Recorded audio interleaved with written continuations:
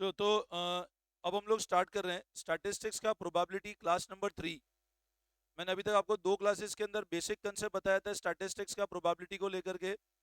और we have discuss the topic. पिछली class में मैंने आपको union of event, intersection of event समझाया था। और वहां मैंने समझाया था यूनियन का मतलब होता है ए और बी। ए और बी मतलब ए प्लस बी। और इंटरसेक्शन मैंने बताया था ए इंटरसेक्शन बी। इंटरसेक्शन कैसे समझाया था? ये इंटरसेक्शन सिंबल था और यूनियन का सिंबल ये था। इसका मतलब क्या होता है? ए और बी या ए प्लस बी।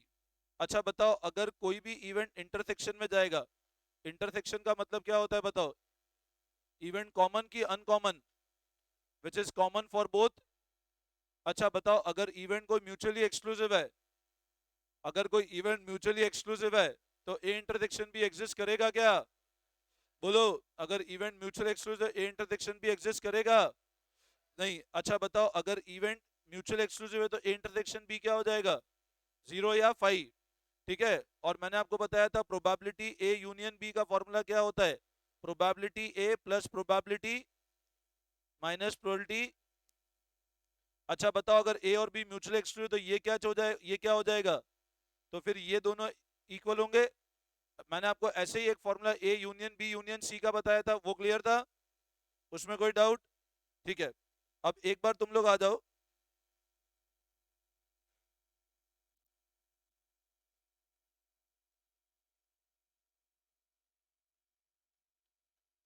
एक बार आईसीआई मटेरियल ओपन कर लो।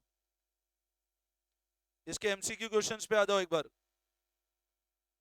कम to MCQ questions of ICI material.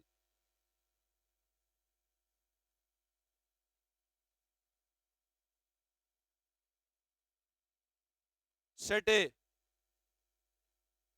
ICI question के स्टडी मटेरियल पे आ जाओ, सेट ए। अब मैं आपको है ना बेसिक तो पूरी थ्योरी पहले स्टार्टिंग में समझा चुका था। मैंने आपको क्लास नंबर 1 के अंदर थ्योरी बताई थी और मैंने बोला था थ्योरी एमसीक्यू के लिए बहुत इंपॉर्टेंट है ना। अपन स्टार्टिंग सेट ए से स्टार्ट करेंगे। जिसके पास मटेरियल नहीं, मैंने यहाँ भी ओपन कर रखा है, मोबाइल पे मिल जाएगा मटेरियल तुम लोगों को, है ना। Set A initially probability was the branch of. Initially probability किसका ब्रांच था? मैंने सब लिखवा रखा है आपको। स्टैटिस्टिक्स की मैथमेटिक्स। अरे कहां से? मैंने आपको लिखवा रखा है कॉपी में, देखो। Initially probability of the branch of mathematics, later it become a part of statistics. Initially it was the branch of, पहली लाइन लिखवाई थी मैंने आपको, चेक करो। मैंने जितने भी एमसीक्यू हैं स्टडी मटेरियल में सब कुछ लिखवा रखे हैं। आपको ऐसा एक भी एमसीक्यू नहीं मिलेगा जो स्टडी मटेरियल में मैंने नहीं करवा रखा है। Initially probability was the branch of two broad division of probability are. ये भी लिखा रखा है कॉपी में, चेक करो। दो डिवीजन ऑफ प्रोबेबिलिटी, सब्जेक्टिव और objective. Subjective probability used in, ये भी लिखवा रखा है तुमको। मैनेजमेंट, देखो नीचे लिखवाया था, subjective probability can not be calculated, used mostly in the field of management. मैंने लिखवाया था we confined our discussion to objective probability. मिला? क्वेश्चन नंबर 3 का management. An experiment is known to be random if the result of experiment. अब देखो, सुनो, चलो नहीं लिखवाया तो भी दिमाग लगाओ। एक्सपेरिमेंट रैंडम कब होगा? जब रिजल्ट प्रिडिक्ट की can not B predicted. Random तब होगा जब result can not B predicted. An event that can be split into further event is known as complex, mixed, simple और composite। आप चेक करो कॉपी के अंदर, कॉपी में चेक करो। सिंपल कंपोजिट दो इवेंट लिखाए थे ना, सिंपल कंपोजिट लिखाए थे ना। कंपोजिट मतलब एक कॉइन टॉस किया फिर आगे कुछ और करना है। लिखवाया नहीं था? लिखवाया था ना कंपोजिट? यस और नो? लिखवाया था ना? तो it is known as composite event.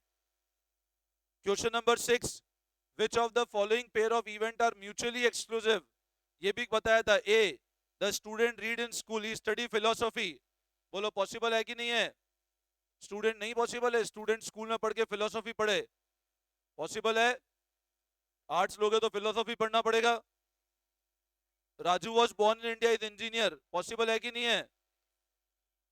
Ruma is 16 year old, she is good singer. Peter is under 15 and voter. तो it is mutual exclusive. Point number D, if PA equal to PB, probability A equal to probability B, then they are same event, must be same, different or mutual exclusive event. Same event. देखो आपको मैंने पता है सब चीजें समझा रखी है। If P A equal to P B, दोनों इक्वल, दोनों इवेंट इक्वल हैं। If P A equal to P B, बताओ क्या होगा। अच्छा 8 का बताओ पहले आंसर, चलो 8 का आंसर बताओ। Tell the answer for 8।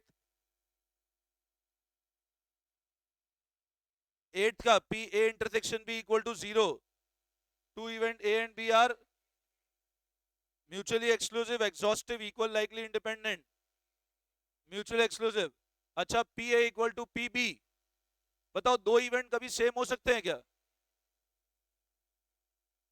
Options पढ़ो।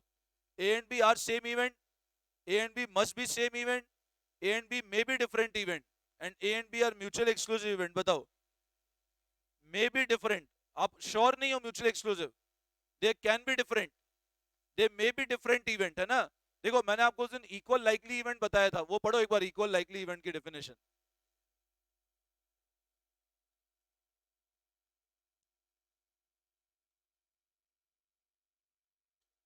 इक्वल लाइकली इवेंट में क्या बताया था मैंने, ऐसे इवेंट जिनकी प्रोबेबिलिटी क्या है, बट इवेंट सेम और नेसेसिटी नहीं है, ठीक है ना। तो दे can be different event also. Ninth question number, ninth छोड़ दो एक बार, नाइन्थ बाद में देखते हैं। 10th पे आओ पहले, 10th वाला ऑप्शंस के साथ पढ़ो। पता है आप पहले क्वेश्चन पढ़ो फिर ऑप्शंस पढ़ो तो आंसर क्लियर होंगे आपको। 10th वाला देखो, if unbiased coin is toss once then two event head and tail are mutual exclusive exhaustive. अभी एग्जॉस्टिव का मतलब क्या होता है, एग्जॉस्टिव मतलब होता है टोटल कितने इवेंट हो सकते हैं। एग्जॉस्टिव मतलब मान लो मैंने कॉइन उछाला, आउटकम क्या आएगा, हेड या टेल, तो टोटल इवेंट हेड टेल हो सकते हैं, तो एग्जॉस्टिव इवेंट है, मतलब हेड टेल आना एग्जॉस्टिव हो गया। एग्जॉस्टिव मतलब अगर एक कॉइन उछालोगे तो हेड टेल आना, हेड टेल दोनों आना एग्जॉस्टिव इवेंट है। एग्जॉस्टिव मतलब एक इवेंट के टोटल आउटकम कितने हो सकते हैं, वो एग्जॉस्टिव कहलाता है, मतलब इसके अलावा कुछ भी नहीं हो सकता। एग्जॉस्टिव मतलब क्या होता है, एग्जॉस्टिव मतलब होता है, एग्जॉस्टिव वर्ड बना है फ्रॉम द वर्ड एक्सक्लूसिव। मैं आपको यहां पर भी एक चीज बताता हूं, ये तुम जब लॉ पढ़ोगे ना तुमको क्लियर होगा। देखो एक तो वर्ड होता है एक्सक्लूसिव और एक वर्ड होता है inclusive. Now what do you mean by word exclusive, बताओ। एक्सक्लूसिव मतलब मैंने मान लो ऐसा बोला, सुनना मेरी बात, मैंने ऐसा बोला मेमोरेंडम ऑफ एसोसिएशन, कंपनी के अंदर जो मेमोरेंडम एसोसिएशन है, MOA is a exclusive document, और एक मैंने बोला एओए इज इंक्लूसिव डॉक्यूमेंट,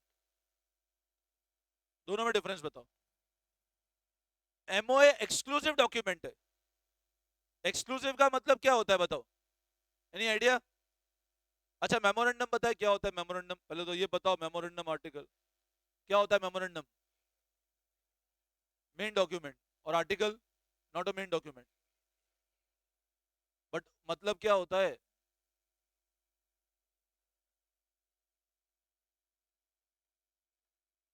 एक कंपनी जब भी बनती है उसको क्या कंपलसरी है, एमओए की एओ या दोनों।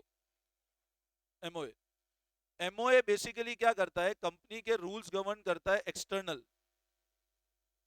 एमओए कंपनी के एक्सटर्नल रिलेशनशिप गवर्न करता है, और एओए कंपनी का इंटरनल रिलेशनशिप गवर्न करता है। मेरे स्टाफ कैसे काम करेंगे वो आर्टिकल, मैं तुम लोगों के साथ कैसे डील करूंगा मेमोरेंडम। मैंने जब बोला मेमोरेंडम कंपनी क्या है, पूरे हिंदुस्तान में जितनी भी कंपनियां हैं, पूरे हिंदुस्तान में जितनी भी कंपनियां हैं, किसी भी कंपनी का उठा के मेमोरेंडम देख लो, पूरे हिंदुस्तान में जितनी भी कंपनियां हैं किसी भी कंपनी का उठा के मेमोरेंडम देख लो, मेमोरेंडम के अंदर 6 ही पॉइंट होंगे, 6 या 5 कितने होते क्लॉज, वो फिक्स है, 6 क्लॉज है शायद, है ना वो कंपनी में, और 6 फिक्स क्लॉज है। पूरे हिंदुस्तान में मेमोरेंडम उठा के देख लो, हर कंपनी का 6 ही क्लॉज होंगे और सीक्वेंस में। कोई भी कंपनी अपनी तरफ से ऐसा नहीं कर सकती वहां रिलायंस के 8 है टाटा के 6 है, ऐसा पॉसिबल नहीं है। बट आर्टिकल हो सकता है किसी कंपनी के 20 पॉइंट हो, किसी के 25 हो, किसी के 30 हो, ये आर्टिकल। आर्टिकल को चेंज करना बहुत आसान होता है। जब तुम कंपनी लॉ पढ़ोगे हायर लेवल पे जाके एक टॉपिक पढ़ोगे रिजोल्यूशन, आर्टिकल को चेंज करने के लिए ऑर्डिनरी रिजोल्यूशन लग जाता है। ऑर्डिनरी मतलब नॉर्मल, आप पूछो एक नॉर्मल वोटिंग से हो जाएगा। बट मेमोरेंडम को चेंज करने के लिए आपको स्पेशल रिजोल्यूशन चाहिए होता है, कंपनी तक की परमिशन चाहिए होती है। अब खैर अपना वो पार्ट नहीं, वो लॉ के पार्ट में तुम पढ़ोगे, बट मैंने आपको बताया मेमोरेंडम कंपनी है, कौन सा डॉक्यूमेंट है, मतलब इसके अलावा कुछ भी नहीं हो सकता। वो 6 से 7वां पॉइंट भी नहीं हो सकता। जैसे अपन लिखते हैं ना, फॉर एग्जाम्पल अपन लिखा, मान लो फ्रूट का एग्जाम्पल दिया, मैंने कहा एप्पल, बनाना, आगे क्या लिख दिया, एटसेट्रा। ये एटसेट्रा आता है इंक्लूसिव के अंदर, और एक्सक्लूसिव मतलब इसके अलावा कुछ भी नहीं हो सकता। तो जो वर्ड है ना एग्जॉस्टिव, वो एग्जॉस्टिव वर्ड बना ही किससे, एक्सक्लूसिव वर्ड से। एक कॉइन उछाला, हेड और टेल, ये एक्सक्लूसिव इवेंट है। एक्सक्लूसिव मतलब इसके अलावा कुछ भी नहीं हो सकता। एक्सक्लूसिव मतलब होता है इसके अलावा कुछ नहीं हो सकता, वो exhaustive event. Getting my point? तो ये ध्यान रखना, एग्जॉस्टिव मतलब the total event in a particular outcome. अब ध्यान दो, अभी जो क्वेश्चन मैं डिस्कस कर रहा था उसमें देखो एक बार। If a coin is tossed once, एक कॉइन को अपन ने एक बार उछाला, तो दो इवेंट हेड एंड टेल, बताओ म्यूचुअल एक्सक्लूसिव है कि नहीं है? बोलो, क्या दो इवेंट हेड और टेल म्यूचुअल एक्सक्लूसिव है कि नहीं? यस और नो? ठीक है। सेकंड, एग्जॉस्टिव है कि नहीं है? उसके अलावा कुछ भी नहीं हो सकता। इक्वल लाइकली है कि नहीं? प्रोबेबिलिटी दोनों का सेम है, हेड का भी 1/2 और टेल का भी। तो all these A B and C क्या होगा, बोलो? All these A B and, बोलो आई बात समझ में? Any doubt? तो option number D would be correct option. वापस समझाऊं?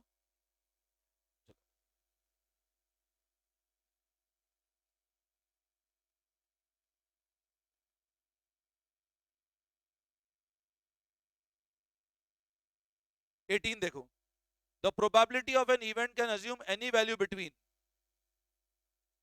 0 एंड 1, 0 से लेके 1 तक कोई भी वैल्यू हो सकती है। 19 देखो, if P A equal to 0 then event will never happen, will always happen, may not happen। बोलो, बोलो क्या होगा? a इक्वल टू 0, 0 मतलब नल प्रोबेबिलिटी है, तो will never happen और will always happen। गुड।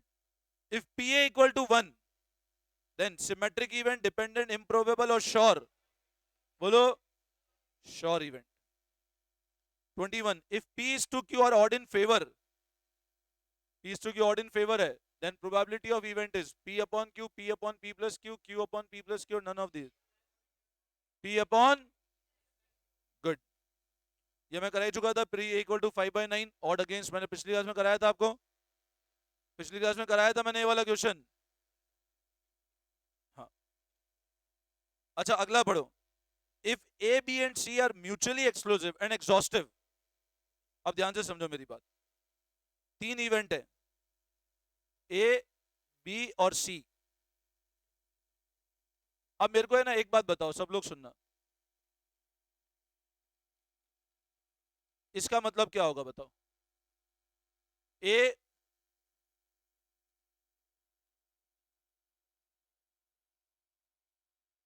ये होगा ए और बी और सी और ऑल थ्री। ऑल थ्री मतलब या तो ए बी हो, सी नहीं हो, बी सी हो, ए नहीं हो, ए बी ए सी हो जाए, बी नहीं हो, तीनों साथ हो जाए। इसका मतलब समझना, देखो इसका मतलब क्या हुआ, या तो ए हो या क्या हो, या फिर सी ना हो, ए सी हो जाए, ए बी हो जाए, या तीनों हो जाए। ए बी सी तीनों भी तो हो सकते हैं, यस और नो? ये तो आती है बात समझ में।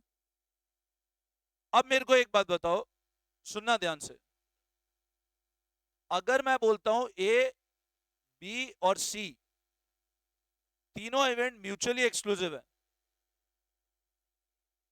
तीनों इवेंट आपस में क्या है? अब म्यूचुअल एक्सक्लूसिव मतलब क्या हुआ?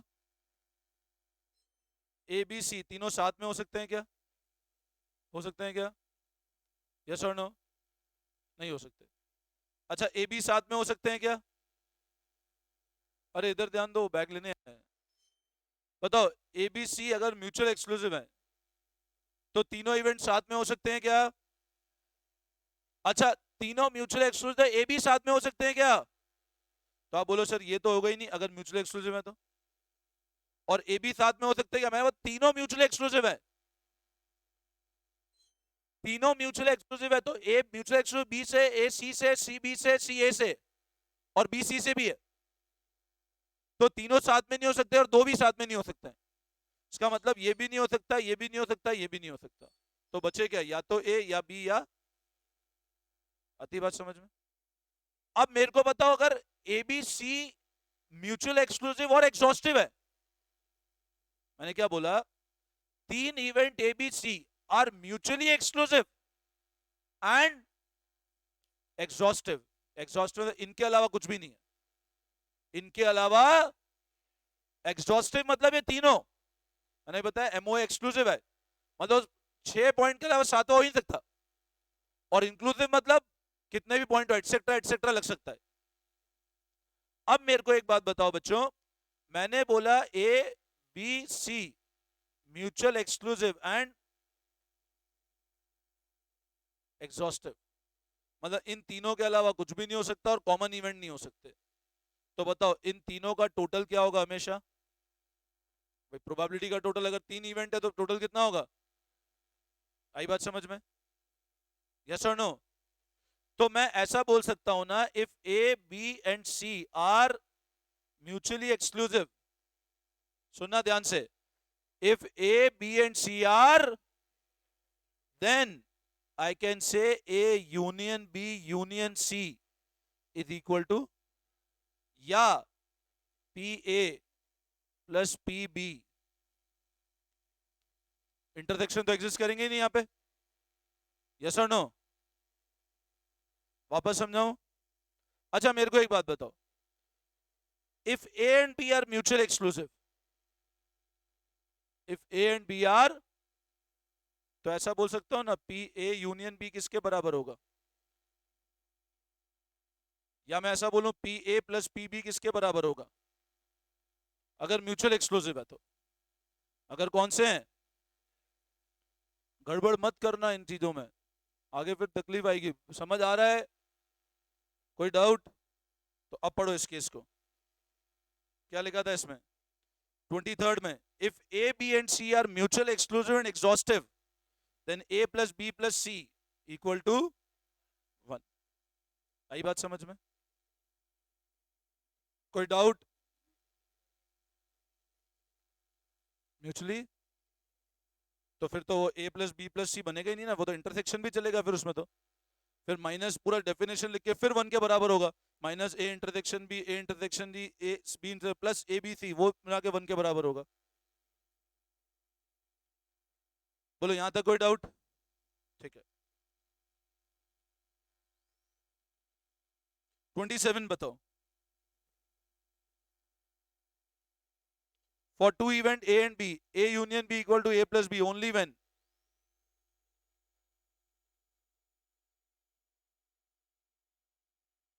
क्या होगा बताओ? A and B are mutually exclusive event, when they are mutually, तभी तो इंटरसेक्शन नहीं एग्जिस्ट करेगा, है ना? सबसे अप्रोप्रिएट ऑप्शन यही है म्यूचुअल एक्सक्लूसिव, तो इंटरसेक्शन नहीं है इसमें। 28 बताओ,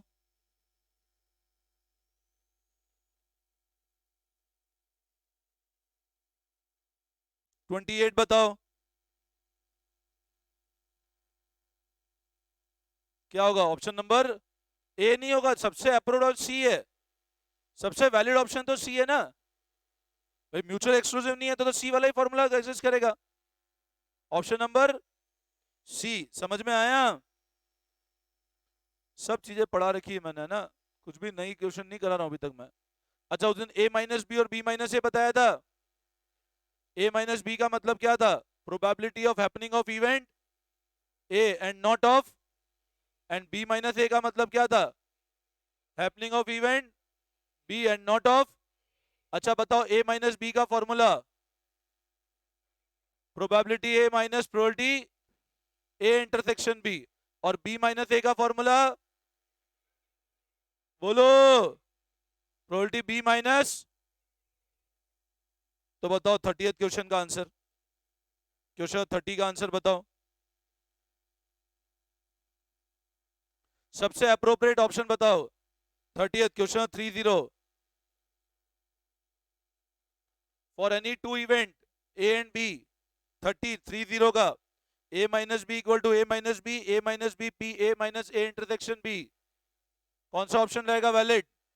option number B, option number B, B है ना ऑप्शन नंबर, वही तो फॉर्मूला सही है, बाकी सब गलत है फॉर्मूले। समझ आ रहा है?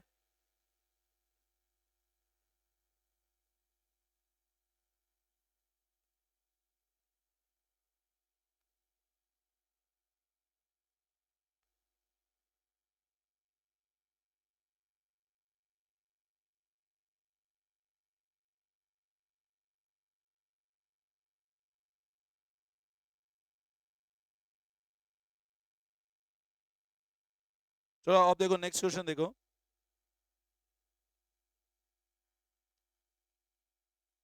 चलो लिखो, एग्जांपल लिखो तुम लोग।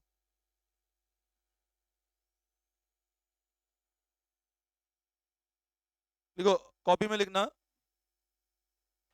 A number is selected random, a number is selected at random,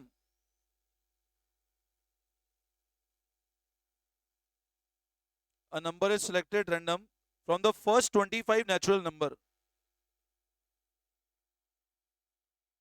a number is selected random from the first 25 natural numbers,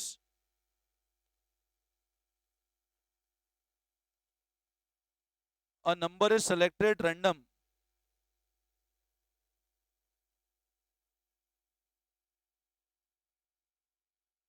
from first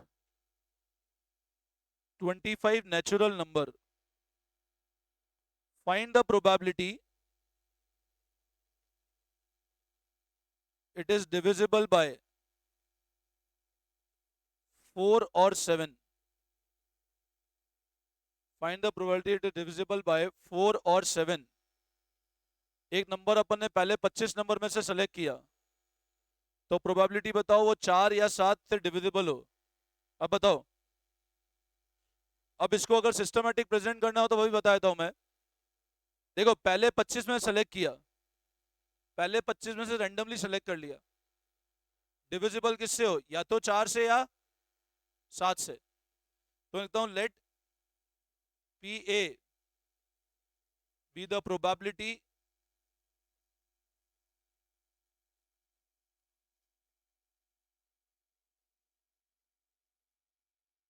अब बताओ पहले 25 में ऐसे कितने नंबर है 4 से डिविजिबल है? या तो एक एक करके चेक करो, या तो ऐसे चेक करो 4 8 12 16 20 और 24। अब मान लो मैं लिख दूं फर्स्ट 1000 नंबर, मैं बोलूं फर्स्ट 1000, तो ऐसे करोगे क्या चेक 1000 तक? फर्स्ट 10,000 लिख दिया मैंने, तो चेक करते करते कितना टाइम लग जाएगा? तो एक और तरीका है, ये तो 25 इसलिए हो गया, बेटर है 25 से डिवाइड कर दो 4 को, तो कितना आता है? 6 पॉइंट समथिंग आएगा। मतलब टोटल कितने नंबर डिविजिबल है? 6 नंबर। आपको, वरना अपन कैसे करेंगे भाई? अगर मान लो ये तो 25 है, मान लो 10,000 नंबर और स्टार्टिंग है तो कर ही नहीं पाओगे ना। तो बेटर है 25 में 4 डिवाइड कर लो, 6 पॉइंट, तो होल नंबर 6 आ रहा है। मतलब 6 नंबर ऐसे हैं जो पूरे डिविजिबल हैं। तो रिक्वायर्ड प्रोबेबिलिटी क्या हो गई जो 4 से डिविजिबल है? 6/25। भाई 25 नंबर में से मैं रैंडमली सेलेक्ट करूंगा, तो 6 नंबर ऐसे हैं जो 4 से डिविजिबल है। ये बात समझ में आई? फिर पीबी, प्रोबेबिलिटी दैट नंबर किससे डिविजिबल हो। अब इसमें भी या तो चेक करो 7 14 21, या डायरेक्टली आप 25 में 7 डिवाइड कर लो, 3 पॉइंट समथिंग आएगा, तो होल नंबर 3 ही डिविजिबल है। अच्छा बताओ इन दोनों में कोई कॉमन है क्या? चेक करो कोई कॉमन नंबर है क्या दोनों में? तो इंटरसेक्शन तो ही नहीं। भाई आप चेक करो क्या दोनों में कोई कॉमन नंबर है क्या? बताओ है क्या कोई कॉमन नंबर? मतलब इंटरसेक्शन तो जीरो हो गया। इंटरसेक्शन क्या हो गया? यस और नो? तो इसका मतलब इंटरसेक्शन इज जीरो। तो ए यूनियन बी क्या हो जाएगा? बोला 4 और 7, एक मिनट आ रहा हूं ना, 4 और 7, तो ए यूनियन बी क्या हो जाएगा? Simple directly. तो ए कितना है?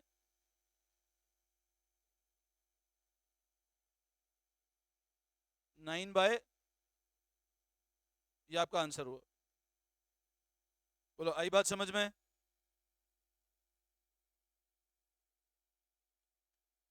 हाँ।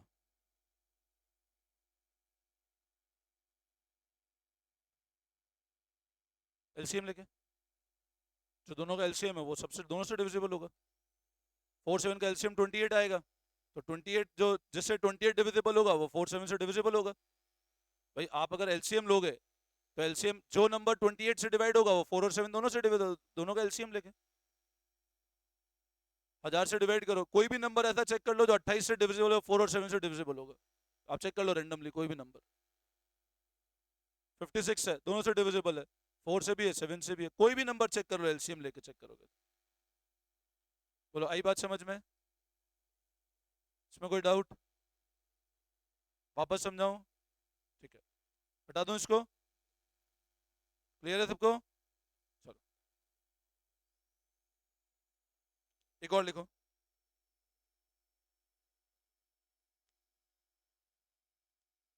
एक और लिखो। A number is selected random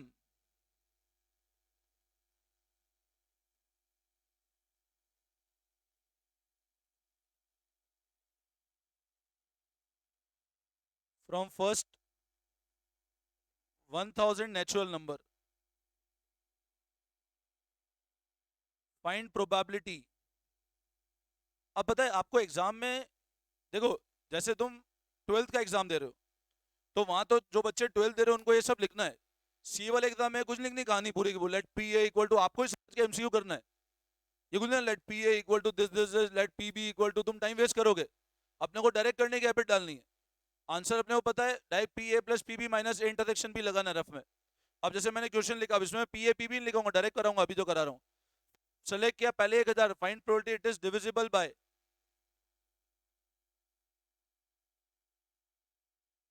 it is divisible by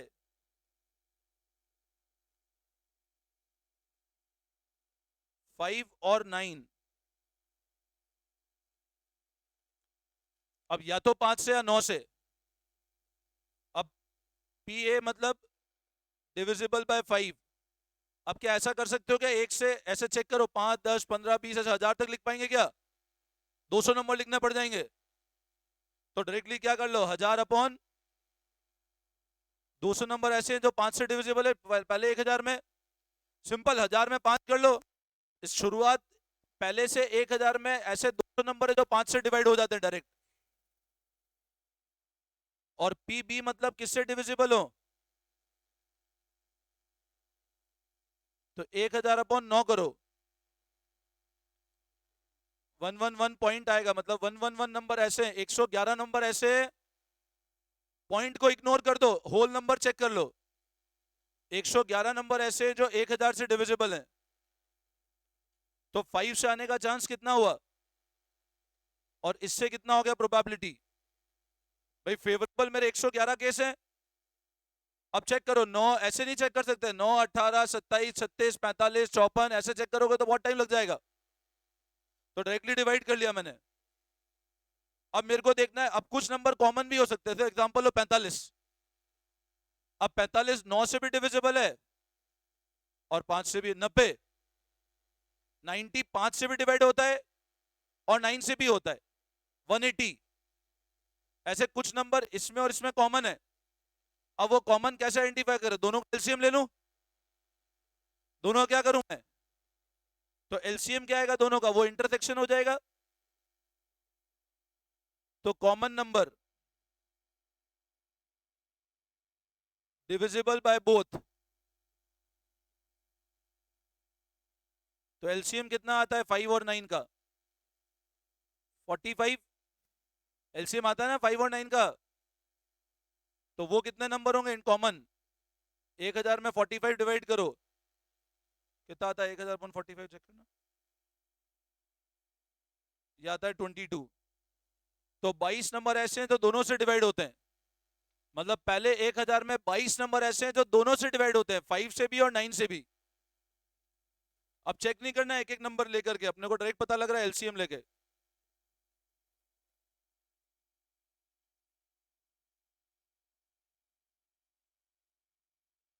0.29 आ रहा है लोग आंसर।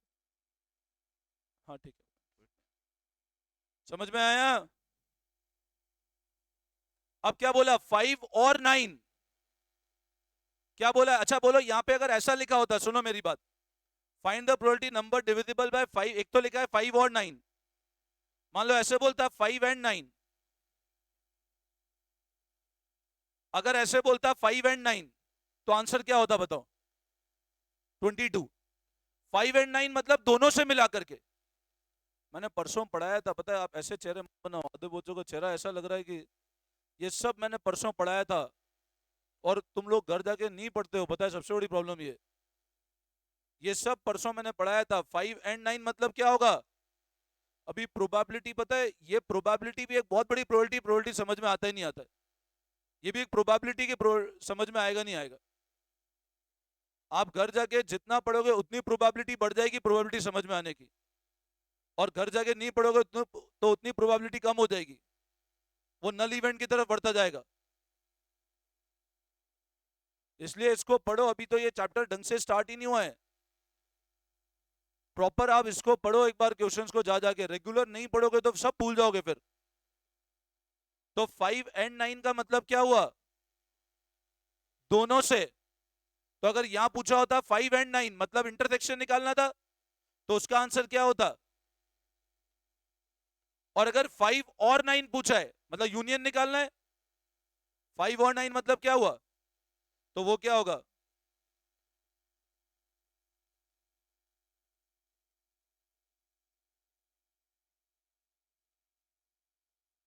-22/1000।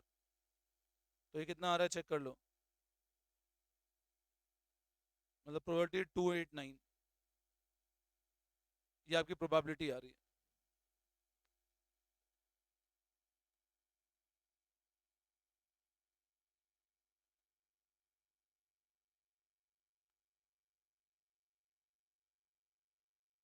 हो गया? तो समझ में आया?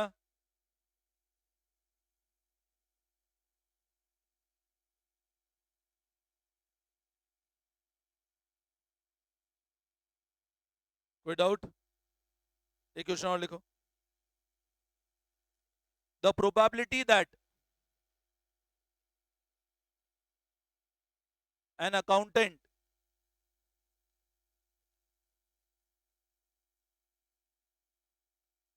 has BCom degree is 0.85. His CA is 0.30, and both BCom and CA is 0.25. Find out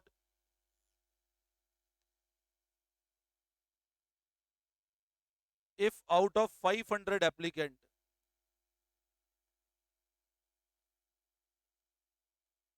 how many will be BCom और CA।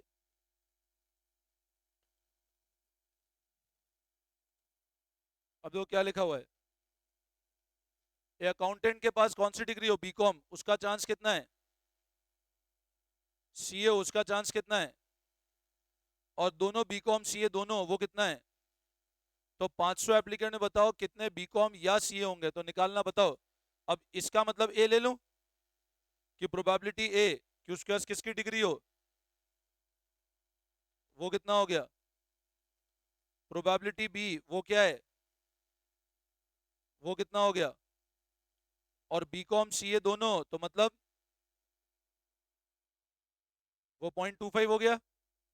तो अब बी कॉम और सी ए निकालना है, मतलब क्या निकालना है बोलो, और सी ए मतलब यूनियन। तो यूनियन क्या होगा,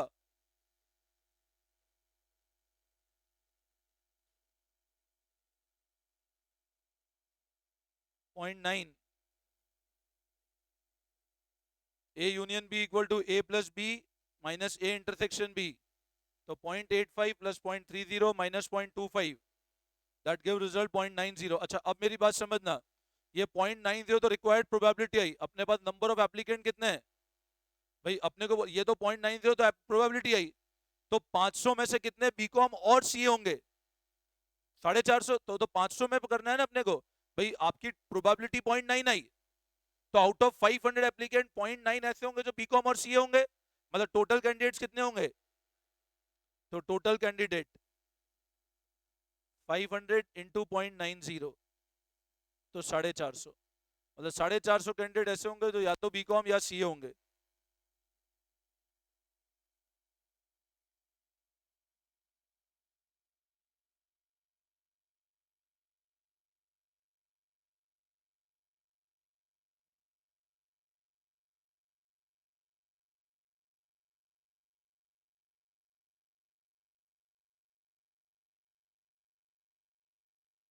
समझ में आया, एनी डाउट।